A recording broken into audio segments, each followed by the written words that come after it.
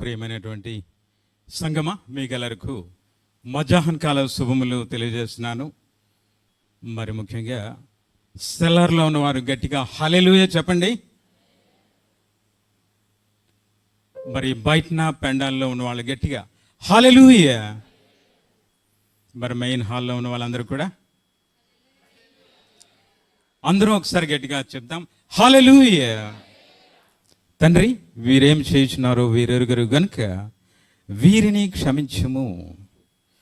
Father, forgive them for they know not what they do.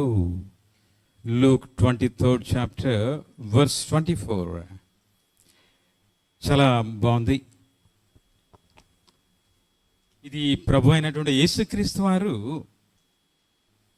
Calvary శిలువపై మాట్లాడుతున్నటువంటి మొదటి మాట. ఇదొక ప్రార్థన కూడా. ఎవరి కోసం? ప్రపంచ మానవాళి అందరి కోసం ఒక ప్రార్థన, ఒక క్షమాపణతో కూడిందనమాట. ఇలాంటి మాటే స్టెఫన్ అనేటటువంటి డీకన్ అపోస్తల కార్యములు 7వ అధ్యాయము 59-60 వచనాల్లో అపోస్తల కార్యములు 7వ అధ్యాయం ఎవరైనా అందించండి సిస్టర్. ప్రభువును గూర్చి మొరపెట్టుచు, యేసు ప్రభువా నా ఆత్మను చేర్చుకొనమని స్టెఫను పలుకుచుండగా వారతనిని రాళ్లతో కొట్టిరి. అతడు మోకాళ్ళుని, ప్రభువా వారి మీద ఈ పాపము మోపకమని గొప్ప శబ్దంతో పలికాను. హల్లెలూయా. ఎంత క్షమాపణ హృదయం అండి! ఇంతగా క్షమించాలంటే ఏం కావాలట? ప్రేమ కావాలి. అది మామూలు ప్రేమ కాదు, కానీ అగాపే. హల్లెలూయా. గ్రాహం స్టీవర్ట్స్ తాలూకా వైఫ్ కూడా అలాగే చెప్పింది. నా భర్తను బిడ్డల్ని చంపిన వాళ్ళని నేను క్షమిస్తున్నాను, వారికి శిక్ష కూడా విధించవద్దు అని కూడా ఆవిడ అర్థించుకుంది. గవర్నమెంట్ని అయితేనేమి, న్యాయస్థానాన్ని అయితేనేమి. అదేవిధంగా లేటెస్ట్ ప్రవీణ్ పగడాల వాళ్ళ వైఫ్ కూడా నేను వారిని క్షమిస్తున్నాను ఒక స్టేట్మెంట్ ఇచ్చిందండి పబ్లిక్గా. ఇదంతా యేసును పోలి యేసునందు ఉన్నవారి తాలూకా హృదయం అన్నమాట. ఈ యొక్క సిలువ సమయంలో ప్రేమ, కృప, సమాధానం, పవిత్రత ఇవన్నీ కూడా సమ్మిళితం అయిపోయాట. ఇది చూడండి, యేసు ప్రభు వారి లోకానికి రావడమే తన రక్తాన్ని చిందించడానికి. నేను మాండే థర్స్డే పాటించాం కదా మనందరూ కూడా. కల్వరి శిలువపై ఆయన చిందించినటువంటి నిబంధన రక్తము, శిలువపై గాయముందినటువంటి ఆయన గాయాల్ని, గాయపడినటువంటి శరీరాన్ని జ్ఞాపకం చేసుకొని విరువబడిన రొట్టెను, పాత్రలోని ద్రాక్ష రసమును పుచ్చుకొనగా మనము ఆయన నిబంధనలలో ఏకీకృతమై ఉన్నాము. ఆయన రాజ్యానికి వారసులుగా మనం సిద్ధపరచబడుతున్నాం. రైట్. యేసు ప్రభు వారు ఇక్కడ తనకు తాను సమర్పించుకోవడం అంటే సూసైడ్ అయినా చేసుకున్నాడు అంటారా? మానసికంగా బలహీనతలు ఉన్నవాళ్ళు, ఇటువంటి వేదనతో ఉన్న వాళ్ళు సూసైడ్ చేసుకుంటారు. పోనీ ఇతరులు వచ్చి ఆయన మర్డర్ చేస్తారంటారా? No, not at all. Murder చేయాలంటే ఈయన వీక్గా ఉండాలి, కానీ నేను వీక్ కాదు. శారీరకంగా, మానసిక, ఆత్మీయంగా ఆయన చాలా స్ట్రాంగ్, సార్వభౌముడు, ఆయన సర్వశక్తి గల దేవుడు. ఆయన ఎవరు మర్డర్ చేయలేరు. అయితే ఈ శిలువపై ఆయన చేసినటువంటి కార్యం ఏంటట? It's not a suicide, it's not a murder, but it is a sacrifice. Hallelujah. చెప్పచ్చు గట్టిగా హల్లెలూయా. దేవునికి స్తోత్రం. అయితే వీళ్ళు ఏం చేస్తున్నారో వీళ్ళకి తెలియటం లేదండి. దేవుని కుమారుడిని అంటే దేవుణ్ణే వీళ్ళు సిలువకు అప్పగిస్తున్నారు. ఆయన సెలెక్ట్ చేసినటువంటి ప్లేస్ కూడా ఏంటట, ద సిటీ ఆఫ్ 7 హిల్స్ అని జెరూసలేంకి పేరు. మంచి మంచి పర్వతాలు ఉన్నాయి. హెబ్రోన్ పర్వతం ఉంది, Hermon, judge of Hermon, precious మంచు అనమాట అది. సియోను పర్వతం ఉంది, ఇంకా మోరియా, ఇవన్నీ కూడా ఉన్నాయి. వీటి మీద తీసుకెళ్ళి వేయటం లేదా ఆయన్ని. ఒక శవాల గుట్టట, సమాధులు ఉన్నటువంటి చోటు, అసహ్యకరమైనటువంటి ప్లేస్. మనం చూడండి చాలా హ్యాపీగా ఫీల్ అయిపోతున్నాం అద్దంలో చూసుకొని, చాలా అందంగా ఉన్నామని చెప్పేసి. కానీ వాస్తవానికి ఒక స్కల్ మీద గాడ్ ఫిల్ చేసినటువంటి flesh and skin and blood everything అనమాట. స్కల్ చూడడానికే జలధరింపుగా వస్తుంటుంది. అటువంటి గొల్గొతా కపాలం అనబడినటువంటి ఈ స్థానానికి తీసుకొచ్చి ఆయన సిలువ వేస్తున్నారండి. దాని కింద చాలా శవాలు ఉన్నాయట. యేసు రక్తము స్రవించబడగా ఆ రక్తము వర్షపు నీటిలో తడిచి ఆ యొక్క సమాధుల్లోకి వెళ్ళగా సమాధుల్లో నిద్రిస్తున్న వాళ్ళు లేచి యెరూషలేము వీధుల్లో తిరిగి కనబడ్డారట. హల్లెలూయా. అంటే యేసు రక్తానికి ఎంత పవర్ ఉందో మనం చూడొచ్చు. ఓకే, యేసు ప్రభుని సిలువేశారు. ఆ అడ్డుకర్రని గ్రీక్లో సాడైల్ అంటారట, నిలువుకర్రని పెంటిబ్యులం. అదేవిధంగా జస్ట్ కొంచెం రెస్ట్ తీసుకోవడానికి కానీ కాళ్ళు పెట్టుకోవడానికి చిన్న ఫుట్ రెస్ట్ లాగా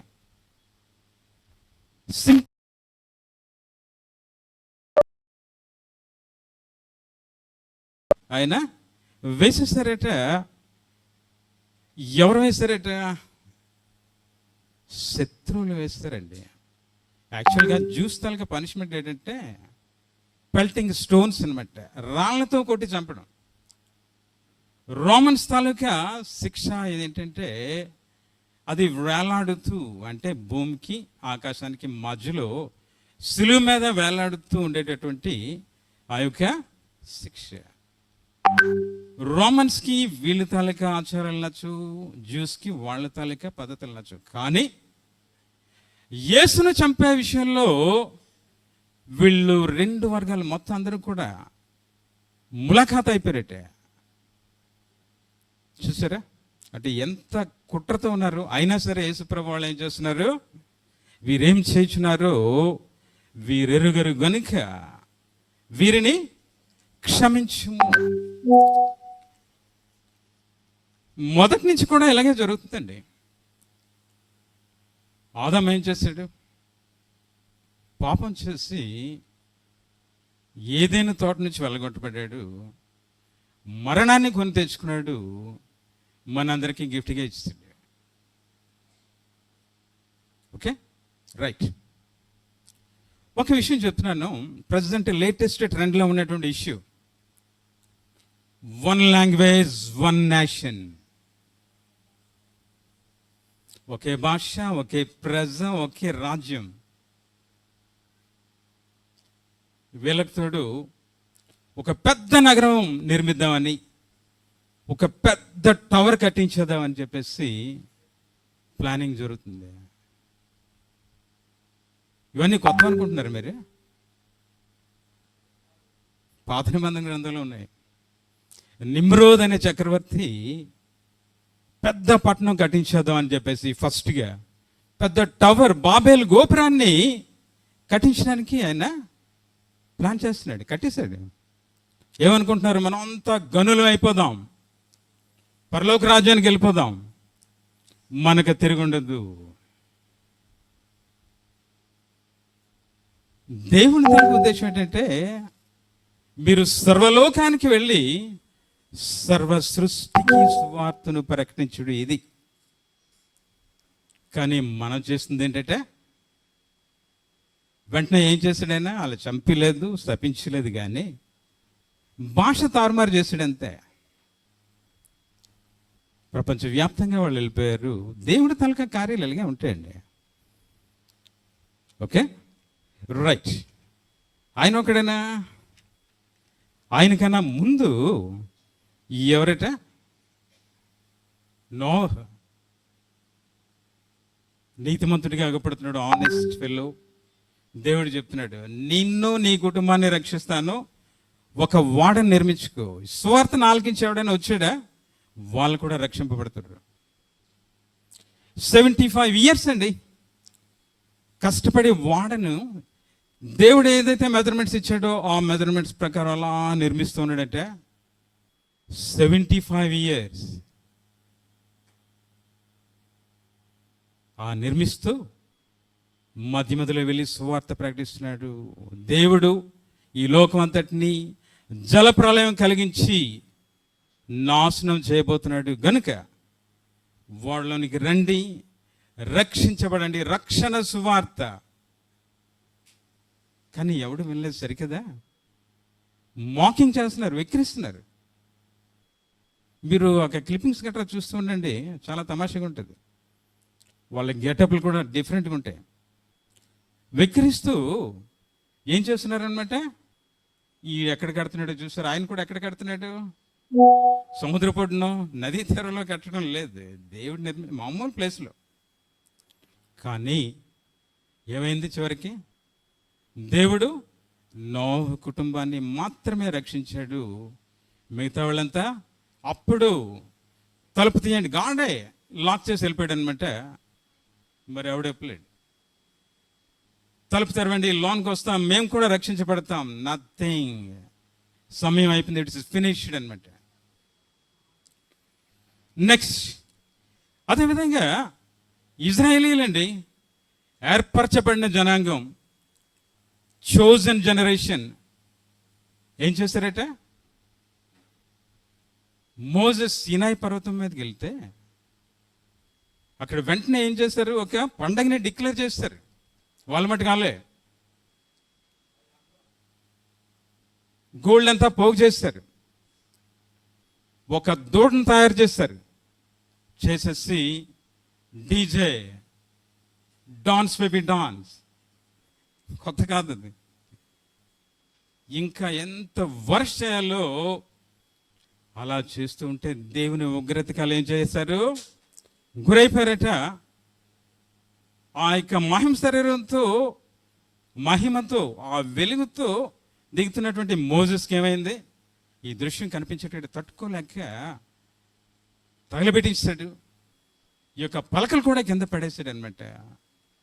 మీ పాప ప్రాయశ్చిత్త నిమిత్తం తాగండి అనేటప్పటికీ దేవుని ఉగ్రతకు లోనైన వాళ్ళంతా ఒక ప్లేగ్ వచ్చి చనిపోయారట, కొంతమంది మిగిలారు. ఇలాగా దేవునికి వ్యతిరేకంగా చాలా చాలా పాపాలు జరిగిపోతున్నాయి. కానీ దేవుడు ఎప్పటి నుంచి కూడా క్షమిస్తూనే ఉన్నాడనమాట. ఈ విధంగా దేవుని తాలూకా ఈ సిలువలో క్షమను చూస్తున్నాము, దేవుని కృపను చూస్తున్నాం. జాగ్రత్తగా చూడండి. ఒక Hollywood star Jim Caviezel or James Caviezel shooting చేస్తున్నారు. కొంతకాలం అయిన తర్వాత షూటింగ్ ఆపేసి ఆయన హాస్పిటలైజ్ అయిపోయాడు అనమాట. ఏంటా అని చూస్తే ఆయనకి ఒంటి మీద కొరడా దెబ్బలు కొట్టారట. వాస్తవంగా చాలా న్యాచురల్గా యాక్ట్ చేస్తారు. ఈ దెబ్బలు తగలకుండా వీపు మీద ఫైబర్ షీట్ లేదా లెదర్ షీట్ ఏదో చేశారు, చేసి దాని మీద కొడుతుంటే యాక్ట్ చేయాలి. ఒక కొరడా దెబ్బ తగిలిందట, బాబోయ్ అని చెప్పేసి షూటింగ్ ఆపేసి హాస్పిటల్ అయిపోయి చాలా రోజులు ఆపేస్తారు.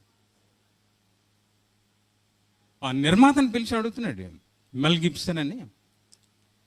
ఒక థాట్ వచ్చిందని, అయ్యా యేసుప్రభు వారిని నిజంగా ఇలాగే కొట్టారా?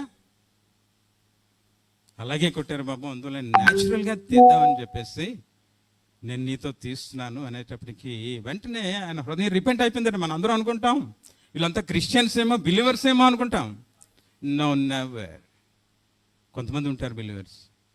వెంటనే ఆ విషయం తెలియగానే ఈ జేమ్స్ క్యావిజోల్ ఏం చేశాడమంటే, నిజంగా యేసుప్రభు లోకరక్షకుడు మనందరి కోసం చనిపోయి తిరిగి లేచాడు అని చెప్పేసి వెంటనే ఏం చేశాడట, మారు మనసు పొంది బాప్టిజం తీసుకున్నాడండి. హల్లెలూయా. ఈ విధంగా మనం చూస్తూ ఉంటే సిలువను గురించినటువంటి వార్త ఏంటట, నశించుచున్న వారికి వెర్రితనము కానీ రక్షింపబడుచున్న మనకి ఏంటట శక్తి. కనుక సిలువను గురించి ఈ యొక్క 40 రోజులు, ఈ యొక్క గుడ్ ఫ్రైడే నాడు మనం ధ్యానిస్తే సరిపోతుంది, అంతే కదా? నో, ప్రతిరోజు మనం సిలువను గురించినటువంటి ధ్యానాలు చేస్తూ ఉండాలి. Okay, 2 Corinthians 5th chapter verse 2 చూడండి. కొరింథీయులకు రాయబడిన 2వ పత్రిక 5వ అధ్యాయం 20వ వచనం. సిస్టర్, కావున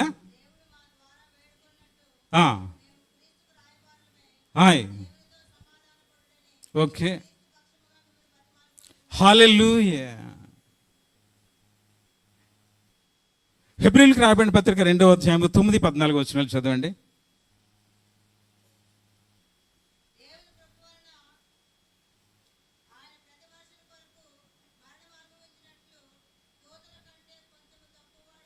ఎస్, యాక్చువల్గా దేవుడు తండ్రి కుమార పరిశుద్ధాత్మ త్రిత్వమైనటువంటి దేవుడు దూతల కంటే తక్కువవాడిగా చేసేటట్టండి. వీటన్నిటినీ భరించాడు. మానవ శరీరం ధరించుకున్నాడు అంటే దేవుడికైనా డిగ్రేడ్ అయిపోయాడు, దానికి కూడా ఒప్పుకున్నాడు. కానీ ఒక విషయానికి మాత్రం ఆయన ఒప్పుకోవటం లేదు, భరించలేకపోతున్నాడు. ఏంటట, తండ్రి అయినటువంటి దేవునితో ఎడబాటును ఆయన భరించలేకపోతున్నాడు. కనుక ప్రార్థన చేశాడు, తండ్రి నీ చిత్తమైతే ఈ పాత్రని నా యొద్ద నుండి ఆయనను, నా ఇష్టం కాదు నీ చిత్తమే. హల్లెలూయా.